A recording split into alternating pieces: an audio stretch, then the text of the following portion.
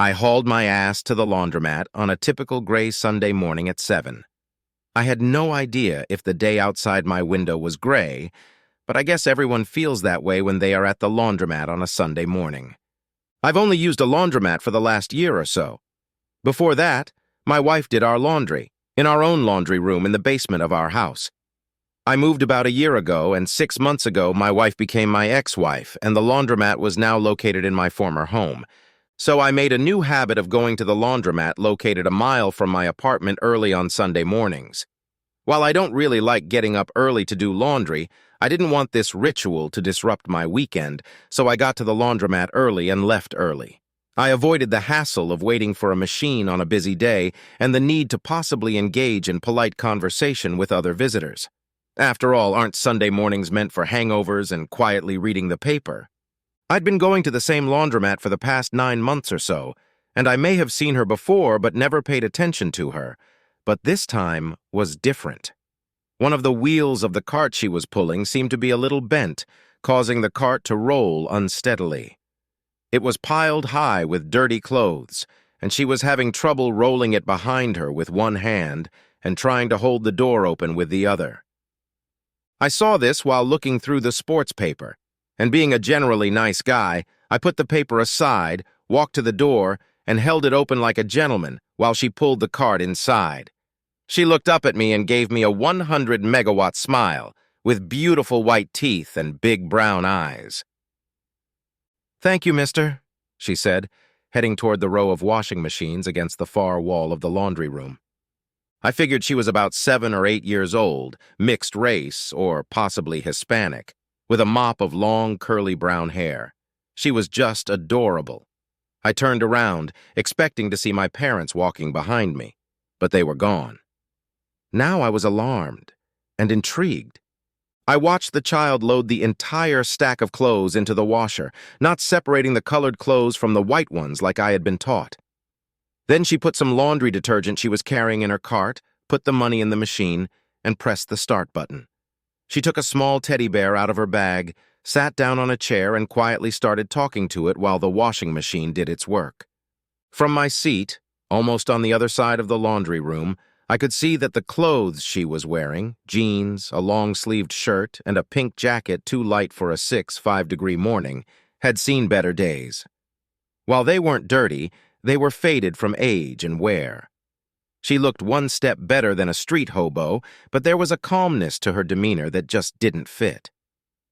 I also couldn't believe that parents would send such a young child alone to wash the family's clothes. Being a parent myself, I just knew there was something wrong with the whole affair. Which brought me back to my own case. My children at this very moment were probably asleep, snuggled up in their warm, comfy beds in my former home. When they woke up, probably an hour or two later, their mother, my ex-wife, would likely have a hot breakfast of pancakes and eggs and maybe some bacon ready for them. My 13-year-old son, Ethan, is a big fan of bacon, and my 15-year-old daughter, Haley, prefers pancakes. My favorite meal was waffles, but those days of happy Sunday morning breakfasts with my family have become a quickly fading memory. As is customary in a divorce, my wife was awarded custody of the children, and although I was granted some visitation rights, my wife, with all her nastiness, turned the children against me, blaming my selfishness for the destruction of our family. My children wanted nothing to do with me, and this was quite evident in the few times we were together.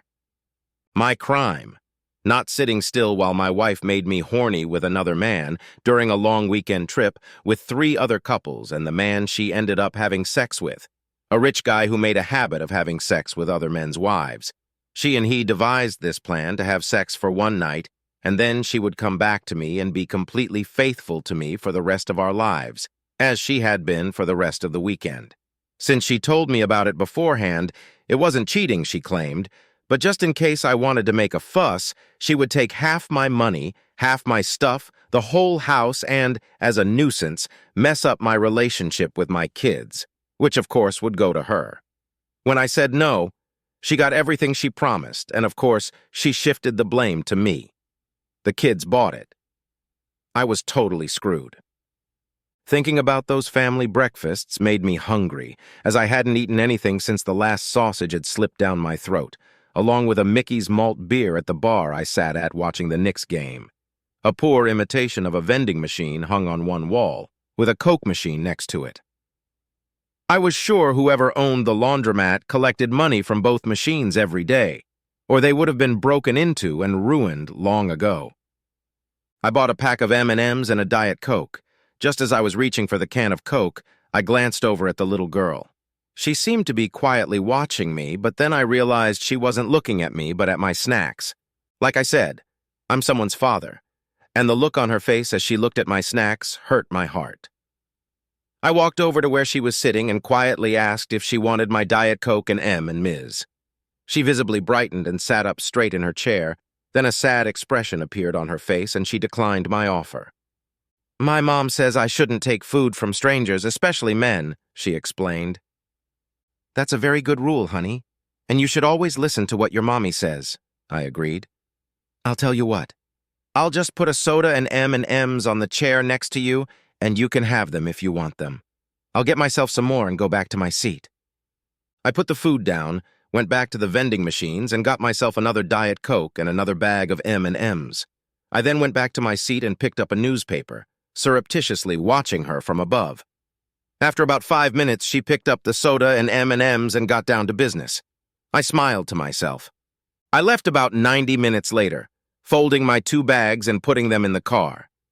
As I left, I didn't think about the baby, immersed in my life and how I was going to spend the rest of Sunday. Honestly, I didn't think about the baby again until I got to the laundromat the next Sunday, again around 7 a.m. Then I wondered if she would show up again. Sure enough, about a half hour later, she came to the door, again dragging a cart piled high with clothes.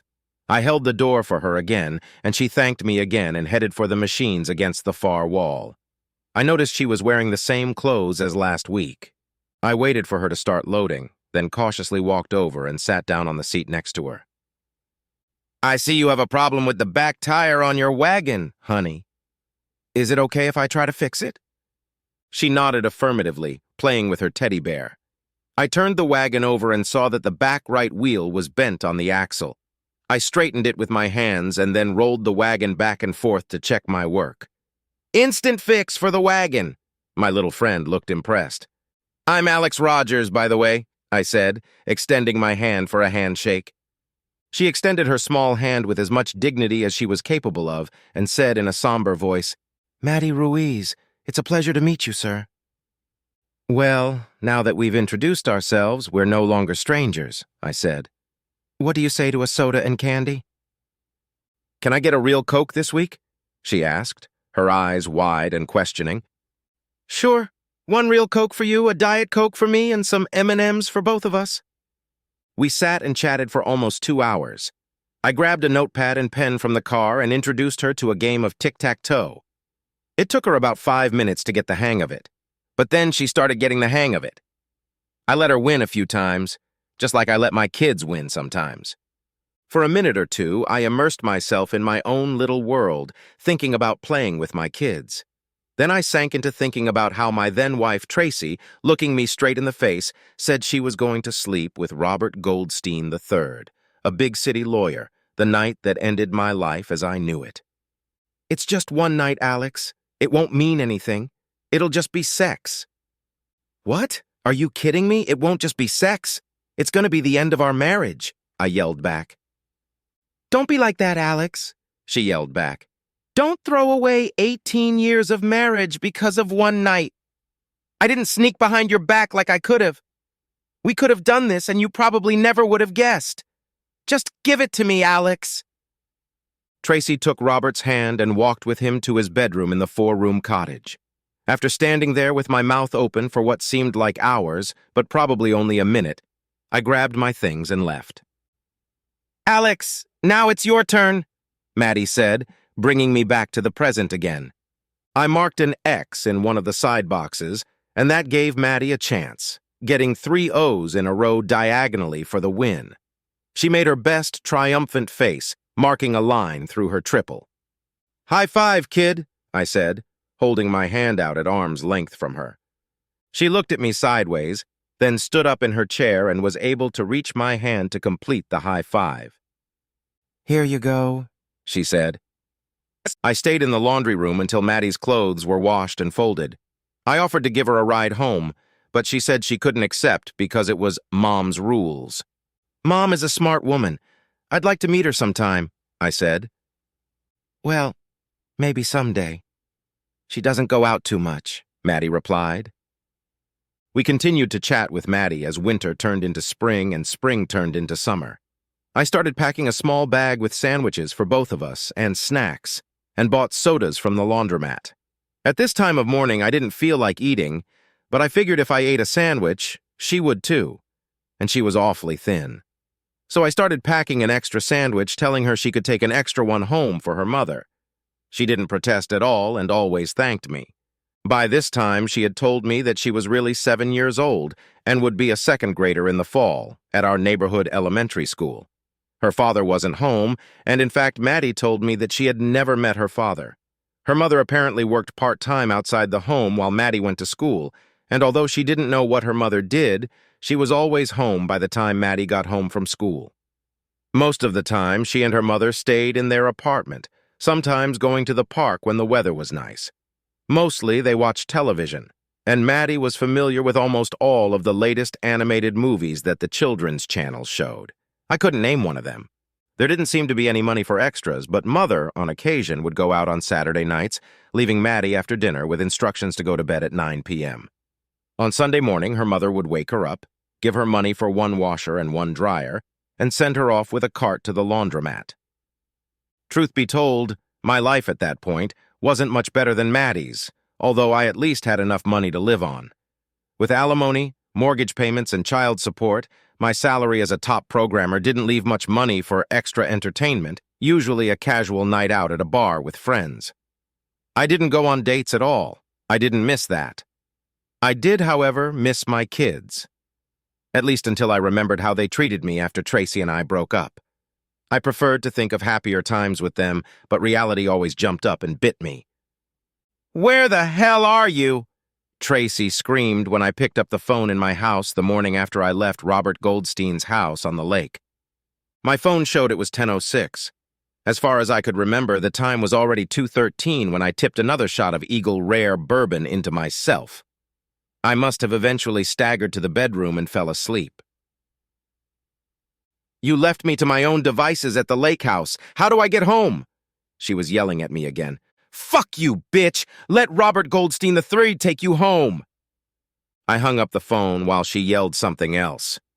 Damn, you can't hang up as abruptly with a cell phone as you can with a landline. In the old days, I would have definitely smashed the phone against the wall by throwing it at her. The following Sunday, Maddie showed up at the laundromat 15 minutes later than usual and without her bag of clothes. Tears were streaming down her young face, and I thought she must have been mugged. She was carrying her bear cub, clasping it under her right arm. "Mommy didn't come home last night, and I don't have any money for the washing machines," she said as I approached. "She doesn't come home sometimes?" I asked as gently as possible. She shook her head negatively, her big brown eyes glistening with tears. "Mom always comes home. That's another one of her rules." I calmed her down and gave her the food I had brought with me for her. I was in different territory and didn't know what to do. "Is there someone you can stay with until your mom comes home?" I asked. She shook her head again, this time with a mouthful of peanut butter and jelly.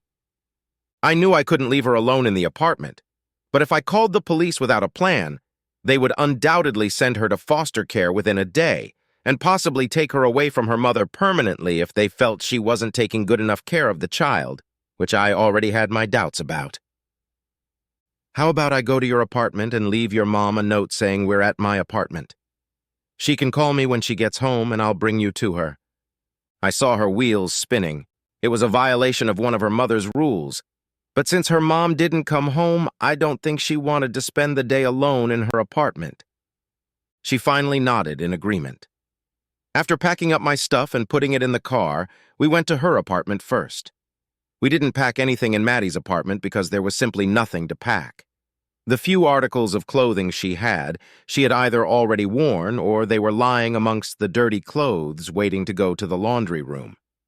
I told her we would stop somewhere and I would buy her a few things, including a new toothbrush and comb. She smiled sadly. I left a note with my name and phone number on the middle of the small kitchen table. Then we went shopping for things for Maddie. I let her pick out a few tops and pairs of jeans, as well as underwear and socks at the nearby Dollar General store. While she seemed totally enthralled, I was trying to figure out what I was going to do if her mom didn't get back quickly. We watched cartoons and the Disney Channel. I made us lunch and dinner and put her to bed at 9 o'clock in the spare room on the couch. I planned to call into work the next day and take a personal day to take care of some business. Maddie and I waited until lunchtime to go back to her apartment on Monday, but there was no sign that anyone had been there after the two of us the day before. I poked around the apartment a bit and found a drawer in her mother's dresser that contained papers. Among the things I found was Maddie's birth certificate, which I noticed didn't have her father's name on it. Her mother's name was Fiona Ruiz. I took the birth certificate, along with a photograph of Maddie and her mother. The picture was probably taken when Maddie was about 2 years old. She looked little more than a baby. They were hugging in front of the camera. Fiona looked to be about 25 years old and had the same long, curly brown hair as Maddie. Both were smiling in the picture, and although Fiona was a beautiful woman, her eyes still looked tired and sad.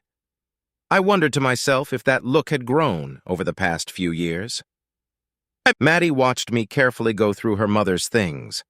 I tried to make light conversation with her and explained that I was looking for something that might help us find her mother. She seemed to accept this. When we got back to my apartment, I turned on the TV to the Disney Channel and sat Maddie down, then went to my bedroom, called the police, and reported Fiona Ruiz missing. I didn't have much to say to the officer who took the call. Mostly I talked about how something must have happened to her for her to leave her child alone. "Is the child alone in the apartment right now, sir?" the officer asked. "No, she's with me. I am the closest friend to the child. I'd be happy to keep her with me until things are resolved. If you would agree to do that until Child Services contacts you, I would be very grateful." I was worried that Maddie would end up in foster care somewhere. No one I knew who had been in foster care spoke well of the system. I knew I could do the right thing if I was allowed to keep her. As I pondered this, from somewhere in the back of my brain, I remembered that my boss's wife, Darlene, has influential friends in the social services industry. Maybe I could extort a favor. I'd like to think my boss and I were on good terms. I worked for him for 20 years and did a hell of a job for his company. We always got along well on a personal level as well, and he and his wife were there for me during my divorce. Darlene Laster showed up at my apartment about 20 minutes after my conversation with her husband, said she wanted to make a new friend. I introduced her to Maddie, and like the Pied Piper, Darlene charmed the girl in 5 minutes. And vice versa. When she left about an hour later, I gave her a hug and got a promise that she would do everything in her power to keep Maddie with me. Later that day, 2 police officers came by my apartment. They didn't hold out much hope of finding Fiona Ruiz. I handed them a copy of a photo of Maddie and her mom. On Tuesday, I went back to work, took Maddie with me, and enrolled her in our company's daycare center. Darlene helped create it about 15 years ago. I never used it for my kids because Tracy was a stay-at-home mom until the kids could fend for themselves after school. But for me, a playful single dad, it was a godsend. At least until school started, I took Maddie to work with me in the morning, had lunch with her at noon, and took her home in the evening. All in all, it was a pretty sweet arrangement. Having Maddie with me helped me get over being abandoned by my own children. I rarely saw them, and when I did, I usually just had dinner at a local restaurant.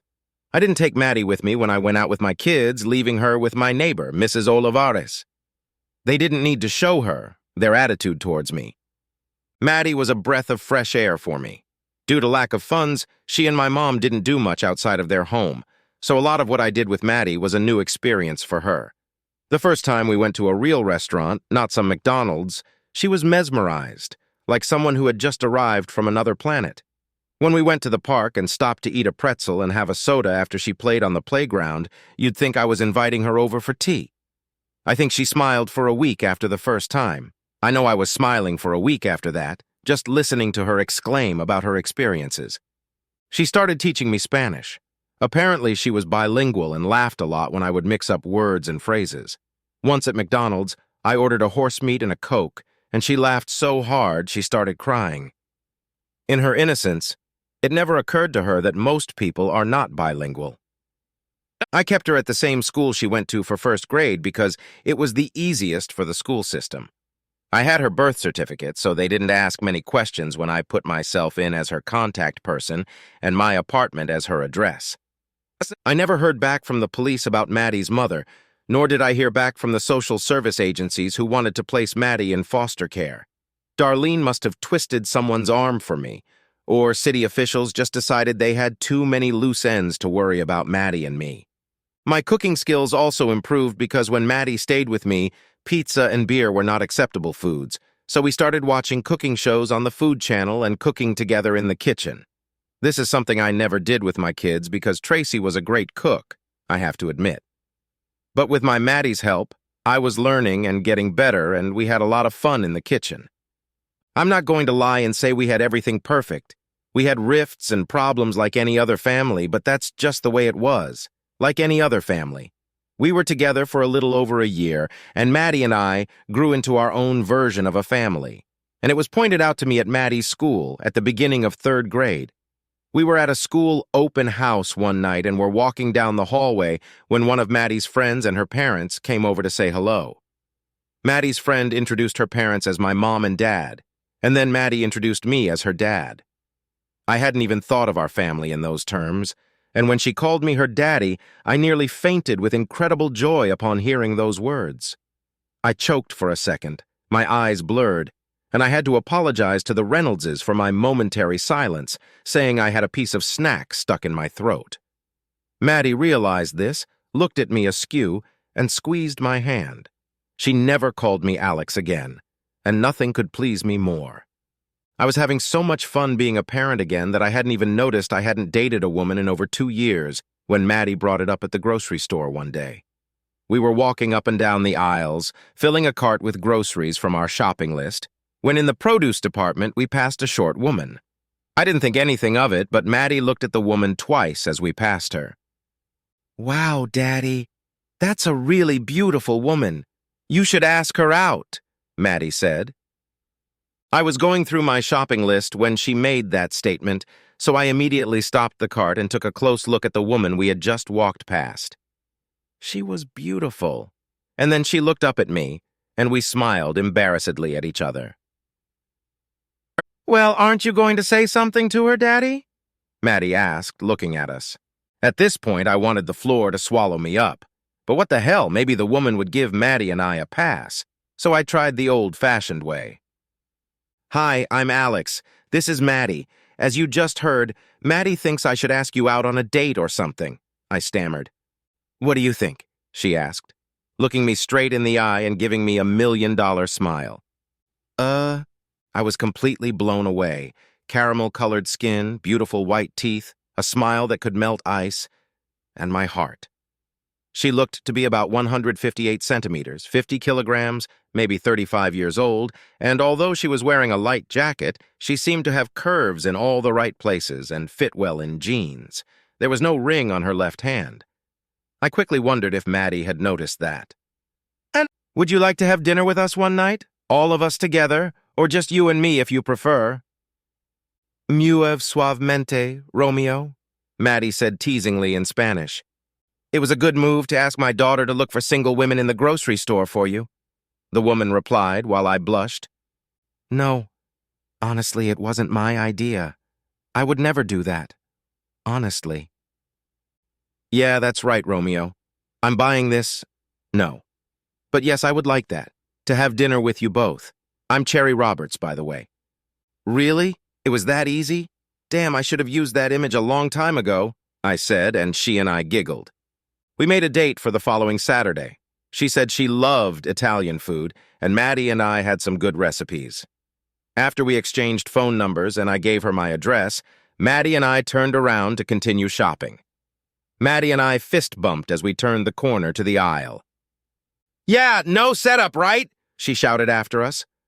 Finally, the next Saturday arrived. I swear the days couldn't have gone any slower. After cleaning the apartment, Maddie and I got busy making homemade lasagna, garlic breadsticks and salad, and homemade tortoni for dessert. Cooking calmed my nerves because, truth be told, I was as nervous as a naughty cat. After all, it had been over 20 years since my last date. And then it hit me, dramatically. It had been 20 years since my last date. Of course, all of those last dates had been with Tracy, and I had to think hard to remember who I dated before Tracy and I got together. I think it might have been Marianne Rizzo. The last I heard of her, she was married to the next guy she dated after me. I wondered if they were still married, or if her marriage had gone in the same direction as mine. "Take it easy, kid," I finally said to myself. "It's a date, just a damn date, and you're already thinking about marriage." I wasn't the only one who seemed ready for it. Maddie seemed enthusiastic, too. She was right beside me, helping me as we cleaned up and then cooked. I hadn't realized it, but Cherry was the first visitor to our apartment who wasn't Mrs. Olivares or older, like 10 years old. Dinner went well, it seemed to me. It was a little nerve-wracking at first, but the presence of an 8-year-old is a great icebreaker. My mom wasn't married either. "Have you ever been married, Cherry?" she asked when I brought Cherry a glass of Galliano shortly after she arrived. Cherry blushed almost as much as I did at that question. Then she looked Maddie straight in the eye and said softly, "I used to be married to a wonderful man, baby, but that was in the past."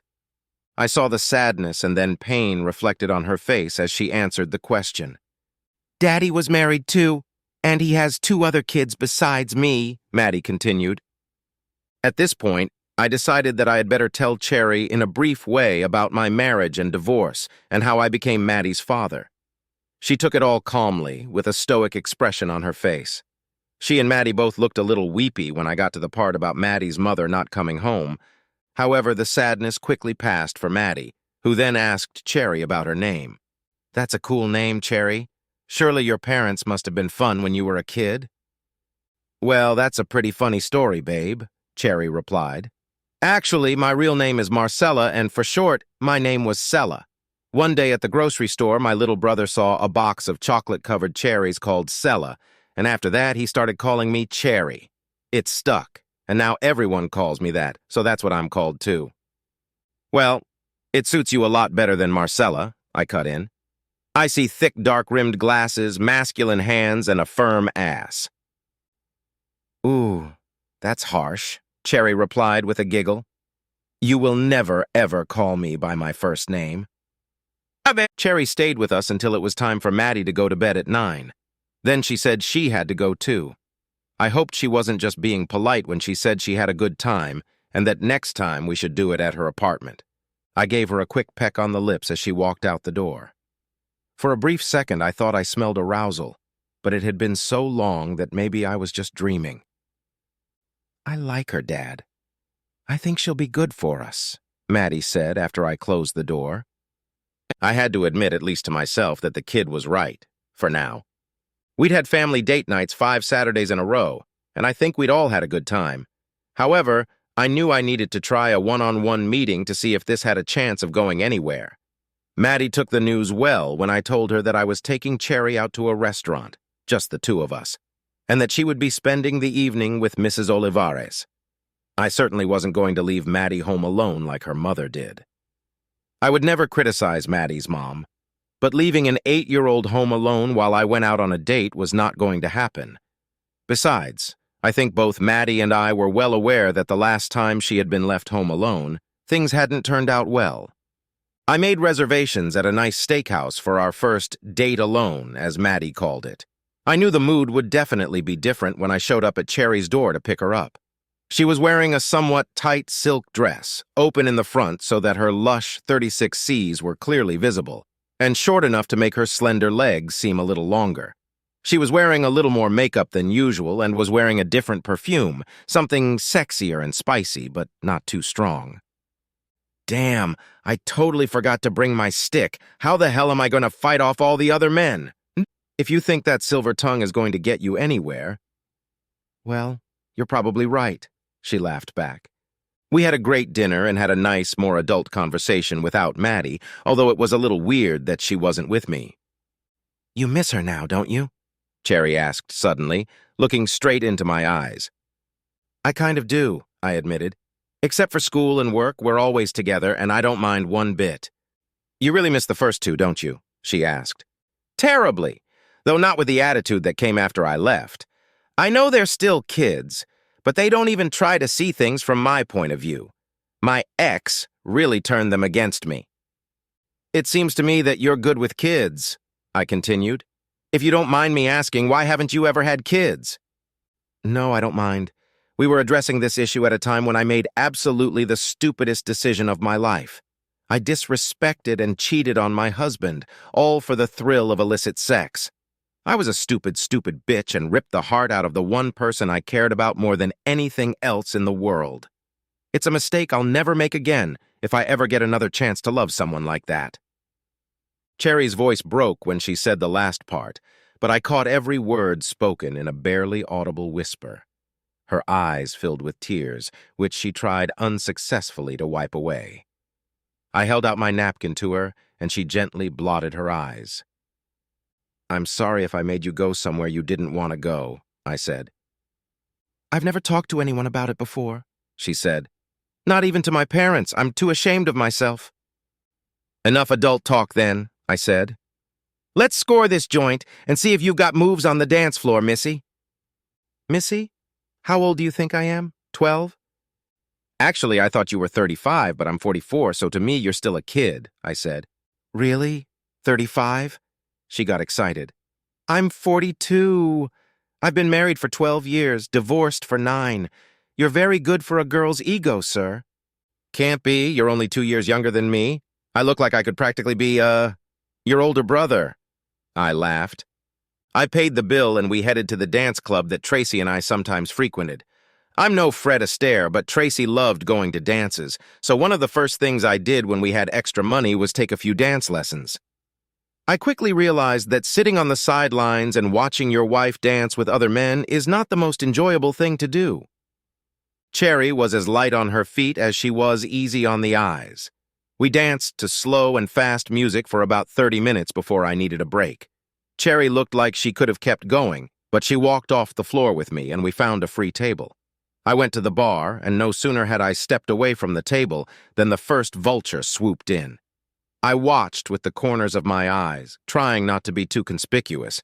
I saw Cherry smiling and laughing. The vulture must have been a little funny, but she didn't move away from the table. I was more than pleased. She sucked on her margarita as I held it out to her. Pretty soon Vulture Hash 2, a guy about 25 years old, arrived. He acknowledged my presence, but still turned to Cherry and asked if she wanted to dance. "Sorry, Slick, but the lady's with me. I don't really like to be disrespected, especially by children." I spoke softly but firmly, keeping a smile on my face.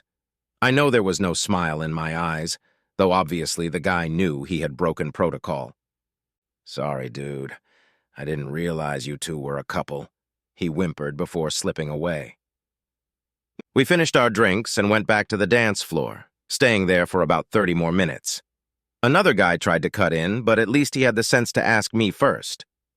When I told him no, he took it normally, held out his hand and said, "You can't blame a person for trying, she's great." We went back to the table and both had another glass. As we were just finishing up, another vulture swooped in and asked my permission to dance with Cherry. I was tired, but decided that if she still wanted to dance, I would let her come out. She shook her head and I gave him the bad news. I drove her home and she offered to let me come over for a while. It was only 10:30 p.m. and I agreed. We had a glass of wine each and talked easily for another hour. At that point, I got up and she got up with me. I didn't know how to end the date, and I must have looked like the proverbial deer in headlights because she giggled, which pleased me greatly. I blushed hard and she realized I was in big trouble. "Don't worry, Alex. We're not in any hurry, are we?" She sort of cooed. 2 weeks later, in my bedroom, I broke my streak of zeros in 2 years. It wasn't something wild and crazy because Maddie was asleep in the next room, but I can't tell you how nice it felt to be relieved by a real live woman and not my left arm. I didn't last long, but that seemed to suit Cherry, because before I got mine, I made sure she got hers. Although it wasn't part of the plans for the evening, Cherry spent the night in my bed, snuggled up against my arm and chest. When we both got up for breakfast, she went to my closet and came out of there wearing a white shirt that covered the bare essentials but still looked incredibly sexy. We headed into the kitchen where we were soon joined by Maddie, who let out a squeal when she saw that Cherry was still with us. She ran up to her and threw herself into Cherry's arms, nearly knocking her to the ground.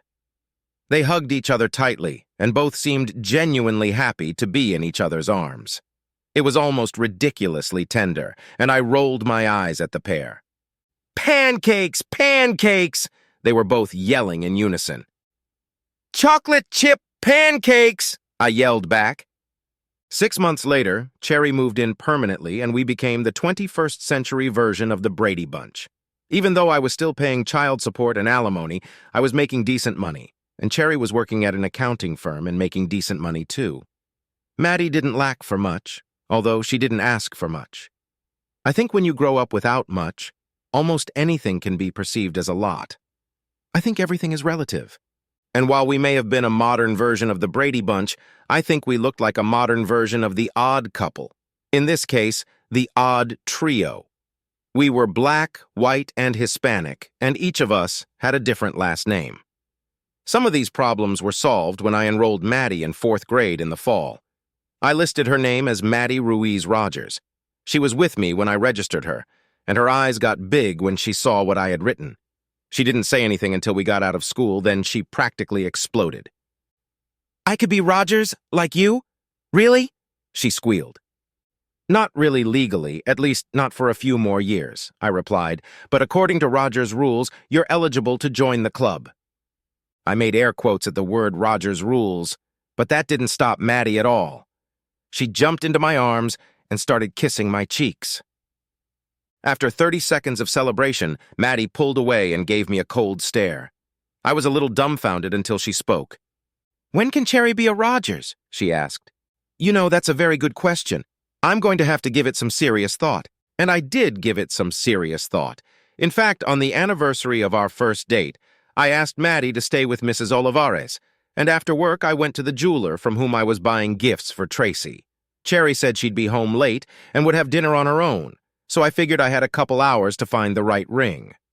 It was a little after 6 when I walked out of Jean Horowitz Jewelers, having just designed a custom engagement ring with Jean's daughter, Jolene. After ordering pizza for Maddie, Mrs. Olivares, and me, I drove to my favorite pizza place in a small shopping center. Just as I was about to get out of the car, I took one look at the small but fashionable eatery located just a few minutes away. And at that moment, my world ended for the second time. My Cherry walked into the restaurant, holding hands with a 40-year-old handsome black guy. She looked lively and very happy. I stared after them, unable to move, or sigh, or think. I don't know how long I sat in the car before I realized that I hadn't been breathing for a while and felt like I was about to pass out. I took a deep breath, then another. Then I decided I needed to feed Maddie, so I walked into the pizza place and placed an order. I drove home in a stupor. I don't remember much about the evening, at least not until Cherry got home around 8. She was still animated and seemed to be in a great mood when she walked in the door. "Hi. You'll never guess who I ran into tonight. My brother John snuck into town without telling me, and after I finished work, he invited me over for dinner. I figured since you guys were eating pizza, I might as well grab a bite to eat with him." She stopped talking when she saw the look on my face. "Is this the story you made up?" I asked quietly. Cherry looked startled as the reality of what I said replayed in her brain. "You went to Salvatore's for pizza tonight, and you saw me with him, didn't you? And you thought—" "You son of a bitch!" she yelled at me. I was more than a little surprised. Here I was expecting guilt and remorse, not an attack. Must be some new way to apologize, I thought to myself. Cherry had never swore at me before, but I was beginning to realize that she might have a good reason. "You don't even trust me enough to give me credit, you bastard! I know I lost my husband because I cheated on him. I told you all about it. I didn't hide anything, and I told you I would never make that mistake again. I realize your ex-wife left you with trust issues, but that's your problem with her. Don't you ever treat me so disrespectfully again, or I'll be out of here so fast it'll make you dizzy." Mrs. Olivares was apparently calmly walking out when Cherry exploded, and I watched Maddie slip away to her room. I wished the couch I was sitting on would swallow me up, but no such luck. "You're right," I said quietly. "I let the distrust Tracy had planted in my mind spill over into you. You're a separate entity, and if I can't see that, it's my fault, and I don't deserve you." I wasn't going to tell her about the ring just yet, but after screwing up like that, I had to play my best card. She grinned. "If looks could kill, I don't think I'd be walking the earth by now." "So, I know this is probably not the right time to do this, but I have to show you how much I care about you. Give me your left hand." She slowly walked over to me and held out her hand, palm up. I turned it palm down, put a piece of paper on her ring finger, and secured it with a rubber band from my shirt pocket. She looked puzzled, to say the least. "What the?" she said, taking the paper off her finger, unfolding it, and starting to read. "You lousy asshole!" she squealed. "Really?" Then Cherry sank into my lips with the most passionate kiss I'd ever received, including anything Tracy had ever done. When we were done, she beckoned Maddie to come out of her room. "Look, baby, look!" she said to Maddie, holding out a check for the ring. "I'm going to be Rogers, too."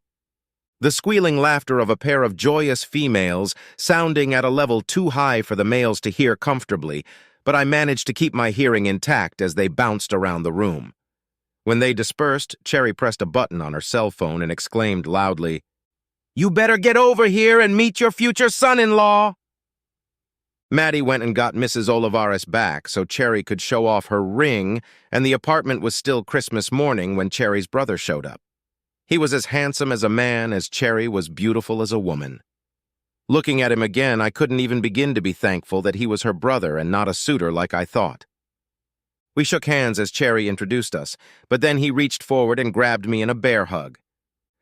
"Handshakes are for friends, and while I want us to be friends, hugs are for family," he said. "And they're also to show you that if you hurt her, I will beat the life out of you. Understand?" He squeezed my hand a little harder as he said the last part. I wasn't breathing very well, and I got the point. "Yep," I sort of whispered back to him. Cherry briefly told him about what had happened before I gave her the ring. He looked at me with mock surprise, I think, and said he was glad I was still alive. "She looked at you with a laser death stare, didn't she?" John asked. "Yes, she was killing people with that look. Maddie and Mrs. Olivares noted that they had the good sense to leave the room when they saw that look." He then turned to Maddie, looked her over from head to toe, and said, "So this is the famous Maddie Rogers. I've always wanted to have nephews and nieces. I think you'd be a great fit." Maddie smiled shyly, and then her face lit up like a sunny day. "Does that mean I can call you Mom?" she asked Cherry. Cherry didn't answer as she cried. She reached for Maddie, and they stood in an embrace for a long time, each crying their own tears for their own reasons. Even with Darlene's help, the state made us wait until Maddie turned 16 so we could legally adopt her. At that time, she could have already filed emancipation papers and gone off on her own, but neither Cherry nor I worried about that happening. The state merely sanctioned what Maddie, Cherry, and I had created years ago. Family isn't always about blood and legal documents. And then out of the blue, I hadn't heard a word from either of my kids since we last met over 6 years ago. So I was more than a little surprised when Haley was on the other end of the line. I didn't bother looking at the caller ID and just answered with my usual, "Alex Rogers." "Dad, it's me, Haley," she said quickly. "Please don't hang up." "Relax, baby girl. I would never hang up on you or your brother. Is something wrong?" "No, Daddy. Everything's fine. Just fine. I'm getting married next month, and I'd like to invite you to the wedding." I think I was as shocked as anything. This was my little girl, and yet I was so removed from her life that I didn't even know the man she was going to marry in just a month. It was right after Ethan's 16th birthday when I had my last interaction with my kids. We went to Ethan's favorite restaurant for his birthday. As usual, none of the kids were very talkative, despite my repeated attempts. Finally, right after we ordered dessert, Ethan uttered, Dad, I'm 16 now and court-ordered dating is over. Haley and I don't have to see you anymore unless we want to. And we've talked it over and we don't want to see you. You abandoned us to preserve your stupid pride. Well, you can take your pride and shove it up your ass. I had to hand it to my son. He was a great customer. Although he couldn't look me in the eye when he talked to me, he never raised his voice. For her part, Haley continued to look from Ethan to me and back again. I inhaled, waiting for it to happen one day. It was the work of Tracy's hands. Her fingerprints were all over everything. I assume you understand what wedding vows are, and that your mother not only broke ours but threw them in my face. But she's obviously convinced you both that I'm the bad guy here, and nothing I say will change your mind. But to me, breaking our wedding vows isn't something I can just ignore, like, say, the breakdown of the family car. It's right in my soul, and while I knew my leaving would hurt you too, my staying would be worse because it would crush my soul and make me less than the person I am. We wouldn't be the same then, and you would realize that when you grew up and lived enough to see things for what they really are. It was your mother's mistake, and she did a good job of laying the blame on me. Well, I won't take the blame, if that's what you both want. Dad, Haley said, bringing me back to the present. Don't you want to go? I really do, Haley baby. You know, I've even put money aside for the day it happens, I replied. You don't have to worry about money, Dad. Bob took care of it. Bob? I asked. I suppose, but this is Robert Goldstein III we're talking about, isn't it? There was a note of irritation in her voice, then it changed to pity.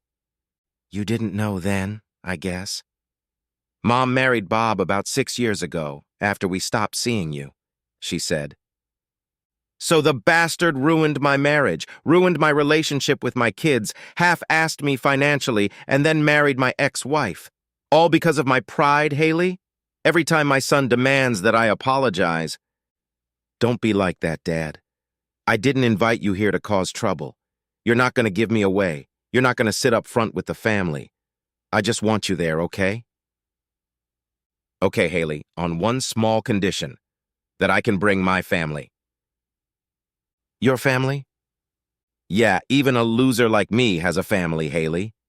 I have a great wife, and we have an amazing daughter. You'll love them both if you ever spend any time with them. It was Haley's turn to reflect. I'd never told her or Ethan about Cherry and Maddie. Honestly, I didn't want their mother to know. Do you have another child? Does she know about me and Ethan? She asked, almost as if in a trance. Maddie is 16. She's adopted. She and I have been together for 9 years. I almost literally found her on the street. She knows everything about you two, what we once had, and what we don't have anymore. She's fun and full of life. She had a setback too, and we were there for each other, at a very bad time in our lives, almost scripted. Well, I look forward to meeting the rest of the family then, Haley said, recovering from the shock. The wedding took place on Saturday night in a rather chic setting, as befitted the daughter of a rather successful lawyer. You have to hand it to old Bob. He didn't skimp on his stepdaughter. The service itself was held in a beautiful old church in town. The girls and I timed it so that we got there right before the service and sat in the last row.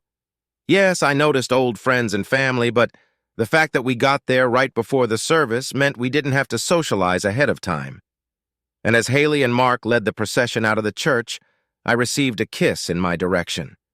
We arrived at the reception in time enough to get a table at the back of the room, which, truth be told, wasn't fair to Cherry and Maddie, who had a girls' spa day on Friday and then both bought new dresses. Cherry's was sophisticated and sexy, and Maddie looked 16 and 21 when she first applied full makeup, any father's nightmare. But they both respected my wishes and didn't complain when we sat down at the table after I stopped by the bar to grab a glass of wine each for Cherry and me and a Coke for Maddie. As I expected, various friends from earlier began to stop by the table to say hello and chat as soon as they noticed me. Then Tracy's parents, Rhonda and William, came over. Rhonda cried as soon as she leaned over to kiss me. William hugged me harder than he had when Tracy and I were married. I introduced Cherry and Maddie. Both Rhonda and Bill looked a little awkward, but I supposed it was understandable. I was married to their daughter of 18 years. Since I had no say and wasn't paying for the affair, I didn't think it was right of me to move around and work the crowd, so to speak, so the girls and I mostly stayed at the table as people approached us. But I'm no fool, and I could see the reactions of many people who knew me to be with a gorgeous black woman and a Hispanic princess, particularly the reactions of the wives of former friends. You'd think I'd brought a trophy wife to the party. And just at that moment, Tracy and Bob, our congenial hosts, showed up. Being married to someone for almost 20 years, you get caught up in all the nuances of someone's personality, and from the first moment Tracy saw Cherry, I knew she didn't like her. Maybe Cherry was too black? Maybe Cherry was too pretty? Most likely. Could Cherry have had a flat stomach, beautiful legs, and looked 10 years younger than her years? Definitely. Could Cherry, with all that she had, have just been with the one wrong guy in the room? Hell yes. For all the things going through her head about Cherry, Tracy hadn't even paid much attention to the fact that this was the first time in 10 years that we'd seen each other up close. She almost literally woke up when I walked over and kissed her on the cheek as a greeting. "Oh, Alex, I'm sorry. I had a little trouble getting around in these new heels," she apologized. "No problem, babe. You look amazing," I lied. "Come meet my new family." I introduced Cherry, Maddie, Tracy, and Bob, shook Bob's hand as warmly as I could, introducing him to them as an instrument of my later good fortune. Everyone but Maddie wrinkled their nose when I said that, but my daughter threw me a sly look and squeezed my left elbow. "Did I tell you this kid is perceptive?"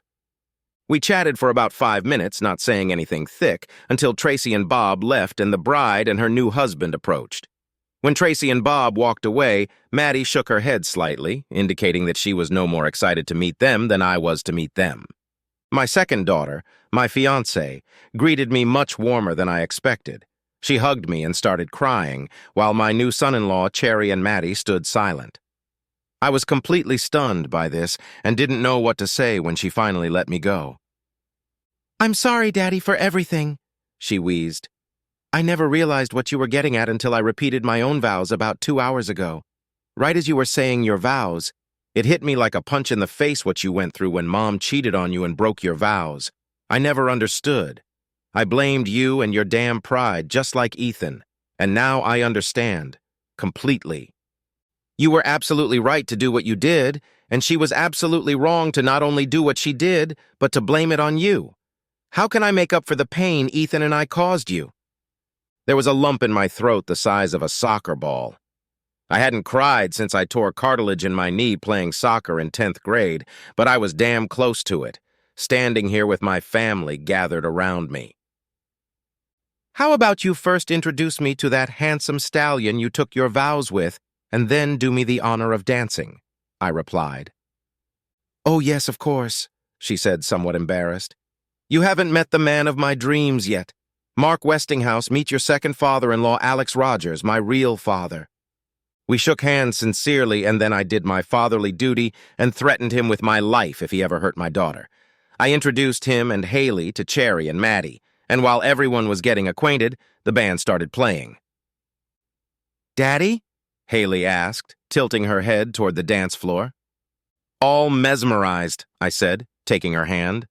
The crowd, which had started to buzz louder when Haley greeted me, buzzed even louder when I led Haley onto the dance floor. I knew at this point I was starting to resemble Tracy and Bob, but I had a lot of years to make up for. The band played what I like to call children's music, and even though I hate it, I knew how to dance to it, thanks to being married to a goddess who loves to dance. Haley was shocked that her newly discovered father was such a Renaissance man, and we actually lasted 2 songs. By then, most of the crowd had gathered around the two of us. When the second song ended, Haley gave me another big hug, the crowd applauded, and Cherry and Maddie were waiting for me with bright smiles on their faces. I grabbed their hands and pulled them both to the floor behind me, and the 3 of us did our thing while everyone else joined us. "Well, look at you, Mr. Rhythm," Cherry said in my ear as she stepped closer. "Who knew giving your daughter away in marriage could be so much fun?" I told her, quickly turning to Maddie. "Well, let's wait a few more years. I'm not sure my heart can take all this fun." "Get me started, old man," Maddie smiled back. All three of us stayed on the floor for 6 more songs, then I left my girls, went to the bar to get an ice jack, and sat down at my table to rest. I watched Cherry and Maddie thoroughly enjoying themselves on the dance floor, and I didn't notice Tracy come over and sit next to me at the table. She touched my shoulder, and I instantly knew whose touch it was. "This was supposed to be our day, not mine and Bob's," Tracy said as she leaned in close to my ear. "You threw away 18 good years. For what? You obviously didn't love me enough." I didn't turn my head in her direction. "No. You're the one who obviously didn't love me enough not to do it at all, especially after I told you what would happen if you did. You didn't love me enough and you didn't respect me enough." "But hey, you got Bob as a result of the deal, and he's a pretty good catch, I'd say. And I got Cherry and Maddie." To quote the Rolling Stones, "You can't always get what you want, but if you try, sometimes you can find what you need." You were an asshole then. You're an asshole now. Maybe, but I'm a happy asshole who hasn't lost a minute of sleep because of your bad decision. And no, I wasn't expecting an apology. I'm fine. Ethan came back into my life when a few years ago he started a serious relationship with a woman. It seems fidelity is much easier to understand when you have your own skin in the game, so to speak. He called me out of the blue and said we needed to talk, so I invited him over to the apartment. He was carrying a bottle of Jack Daniel's Tennessee Honey when I opened the door. "Haley said you really like that drink, and she thought I should make you a peace offering," he said as I led him into the apartment. We'd only talked a little at Haley's wedding, and that was on shaky ground at best. That was over 2 years ago, and while Haley and I had made up, Ethan and I, at that point, hadn't made up yet. So I asked my girlfriend Sasha to be my wife, and it got me thinking about you and Mom. Haley has been telling me for years that the injured party in this affair was you, not Mom, but I really didn't see it that way until Sasha and I had a big talk, which included our feelings about fidelity. "I'm sorry, Dad. I was a complete idiot. I get it now. I just didn't want to hate Mom." "I never asked you and Haley to pick sides," I replied. "I just wanted you to know why I had to leave. Had to go." Over the next few hours, Ethan and I discussed a lot of things while drinking a bottle of whiskey. Cherry cooked a great dinner for all of us as the 4 of us caught up. Ethan ended up sleeping on the couch in the living room because Cherry wouldn't let him drive his car after he shared a bottle of booze with me. Cherry, Maddie, and I sat at the groom's family table at this wedding, along with pregnant Haley and Mark, and our first grandchild, 2-year-old Brent, who sat next to Tracy. At least it allowed Tracy to not feel left out, since she was now on her own since Bob kicked her to the curb in favor of a trophy wife about a year ago. The kids kept me in the loop on Tracy's affairs, occasionally giving me sketchy news about her. I told them both that it wasn't wise to be the liaison between Tracy and me. We were adults, and if either of us wanted the other to know something, we could pick up the phone. Maddie flew in for the wedding.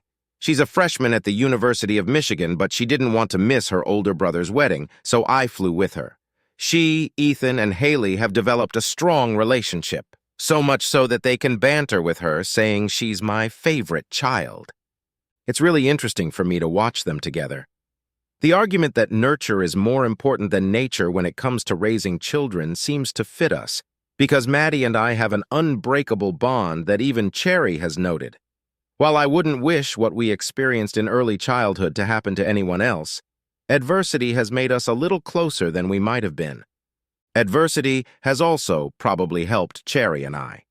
We both know that you can never take anything for granted, and we treasure the time we have together while we sort out our new life as single parents.